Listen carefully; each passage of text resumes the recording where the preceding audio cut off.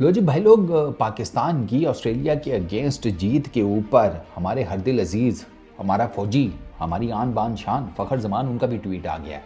फ़खर जमान ने भी full time अपने ट्वीट में पाकिस्तान क्रिकेट टीम की तारीफ़ किया है। फ़खर जमान ने क्या लिखा है एग्जैक्ट बताता हूँ। व्हाट अ मैसिव विन, साथ वो फुलझड़ी वाला इमोटिकन भी है, ठीक है ना। इमोजी नहीं होता वो वाला, वो पार्टी पूपर टाइप का वो वाला है, ठीक है। Huge congrats to the boys, hats off to Haris Rauf and Saim Ayub for their incredible performances. They really brought their A game. Pakistan नीचे I @शाहीन अफरीदी उनको भी टैग किया है और साथ में मसल का निशान बनाया है अपने ट्वीट में। तो फ़खर भाई को हम मिस तो कर रहे हैं इस सीरीज़ में। अनफॉर्चुनेट है कि वो नहीं है। उन जैसा सीनियर प्लेयर डेफिनेटली पाकिस्तान के स्क्वाड में होना चाहिए था। वो थोड़ी सी ज़रा गड़बड़ हो गई, बट होपफुली वो आपको वापस नज़र आ जाएंगे साउथ अफ्रीका वाली सीरीज़ में। मैंने आपको बताया ना कि उनका पीसीबी के साथ जो मामलात है वो सेटल डाउन हो रहे हैं, और ख़बरें तो यही आ रही हैं कि रिजवान ने बड़ा क्रूशल रोल प्ले किया है दोनों, जिसे कहते हैं ना, पार्टियों में पैचअप कराने के लिए। तो फ़खर जमान कीनली फॉलो तो कर रहे हैं फ़िटनेस। पिछले दिनों मैंने आपको बताया उनकी जिम से तस्वीरें वगैरह भी आई हैं, तो वो अपनी फ़िटनेस के ऊपर भी काम कर रहे हैं, क्योंकि मेजरली पीसीबी का कंसर्न बकौल उनके फ़िटनेस ही था फ़खर जमान की। लेकिन वो हमें पता है कि वो फ़िटनेस नहीं था, वो बेसिकली दो जो डायरेक्टर्स की मंजी ठोकी थी ना उन्होंने कनेक्शन कैंप में, और बेसिकली वो गुस्सा कर गए थे। बस क्या करें, वो गुस्सा तो कर ही जाती है ना, ये काम किया करें ना, फिर किसी को बात करने का मौका क्यों देते हैं। मैं तो ये हमेशा कहता हूँ, फ़खर जमान ने कौन सा कोई झूठ बोला था आपके पास उसके सवालों का, या उसने जो जो पॉइंट्स रेज़ किए थे आपके पास कोई काउंटर जवाब ही नहीं था, आप खामोश हो गए थे गुरु। इसका मतलब ये है कि आपकी चारपाई के नीचे आपने डांग नहीं फेरी ना। हाँ, तो सारी बात है, आपकी तरफ सारी की सारी दाल काली थी, फ़खर जमान का क्या बेचारे का कसूर है। खैर, तो अब पाकिस्तान की तरफ से फ़खर जमान, उनका ट्वीट आ गया पाकिस्तान की परफॉर्मेंस के ऊपर, एंड आई रियली होप कि फ़खर जमान जो है वो अगर होते ना इस सीरीज़ में, वो याद है ना स्टार को जो छक्के कूटे थे, तो पाकिस्तान के पास एक बड़ा, जिसे कहते हैं ना, अच्छा एक ओपनिंग बैट्समैन हो जाता। बट चलो कोई बात नहीं, हम साउथ अफ्रीका की सीरीज़ भी तो हमने जीतनी है ना इंशाल्लाह, तो उसमें फ़खर जमान हमारे ट्राई हो जाएंगे, पता लग जाएगा कि उनकी फ़िटनेस का क्या हिसाब किताब है और बाकी उनकी मैच प्रैक्टिस कैसी चल रही है, वो सारा कुछ पता चल जाएगा आने वाले कुछ दिनों में।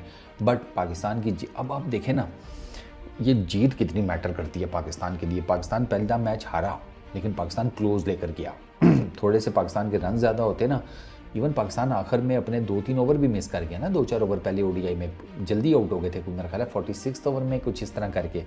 तो पाकिस्तान अगर वो ओवर खेल जाता, कोई 20-30-40 रन किसी तरीके से और एडअप कर लेता, तो पाकिस्तान शायद पहला ओडीआई जो मैच है वो भी इनसे ले जाता, और कोई पता नहीं क्लीन स्वीप मार जाता पाकिस्तान भाई, जो साफ सी बात है। अब आज देखें, आज पाकिस्तान 9 विकेटों से जीता, बहुत बड़ी जीत है। वो साइम अयूब 82 पर आउट हो गया, 10 विकेटों से जीते थे। तो ऑस्ट्रेलिया कभी 10 विकेटों से ऑस्ट्रेलिया के अंदर हारे ही नहीं है वाइट बॉल क्रिकेट में, हम नबेड़ देते इनको यार। लेकिन चलो कोई बात नहीं। तो ओवरऑल जो पाकिस्तान की परफॉर्मेंस है उस पर आप देखें, पाकिस्तान की कौम खुश है सारी, ठीक है। एक्स क्रिकेटर्स खुश हैं, मीडिया में भी लोग खुश हैं, कुछ हैं जिनका काम है कि वो हर खुशी के टाइम ना वो ना सफ़ेद चादरें बिछा लेते हैं, वो फूड़ी डाल देते हैं। वो है नैश, वो अब उसका कुछ नहीं हो सकता।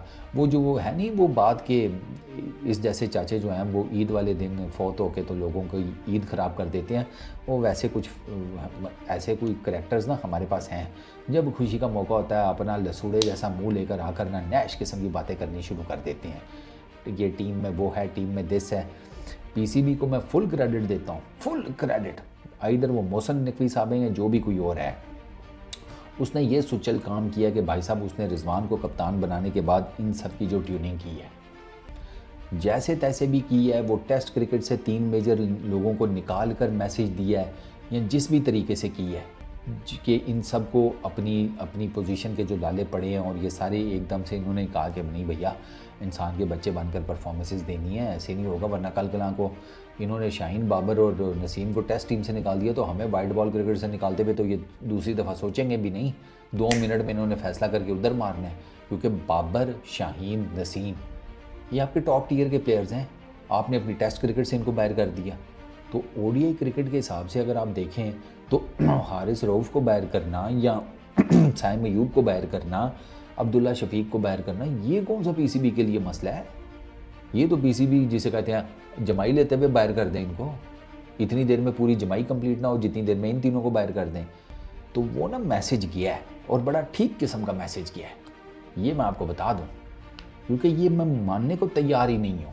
मुझे पता है ना इस क्रिकेट टीम का, मैं मानने को तैयार ही नहीं हूँ कि ये खुद ब खुद ही एकदम से जिसे कहते हैं जनाब बरकत डल गई है सिर्फ रिजवान को कप्तान बनाने से। There are other reasons as well, but जो भी हुआ है मुझे उसकी डिटेल्स में ज़्यादा सच जाना नहीं है, क्योंकि मैं ना एंड रिज़ल्ट के तौर पर क्या देख रहा हूँ कि मेरी टीम ऑस्ट्रेलिया के अगेंस्ट पहला ओडीआई मैच सीरीज़ का ऑलमोस्ट जीतते जीतते रह गई और दूसरा उन्होंने क्लिनिकल जीता है, ठीक है ना, मैसिव जीत जिसको कहते हैं, और तीसरा इंशाल्लाह जीतने के इनके ज़्यादा चांसेस बने हुए हैं एज़ कम्पेयर टू ऑस्ट्रेलिया, जिसके देश में आप जाकर खेल रहे हैं, कि जहाँ पर टेस्ट सीरीज़ हो, ओडीआई सीरीज़ हो, टी20 सीरीज़ हो, हमेशा से कंसिडर होती है कि एशियन टीम्स के लिए मुश्किल है जीतना। सर हम ना जीत का जो दरवाज़ा है ना उसके सामने ना बस यूं करके खड़े हैं, ये बस बजाने की देर है तीसरे ओडीआई में, मुझे पता है दरवाज़ा खुल जाना है। Best of luck to Pakistan cricket team, मंड के रखो, जीतो, पीस आउट।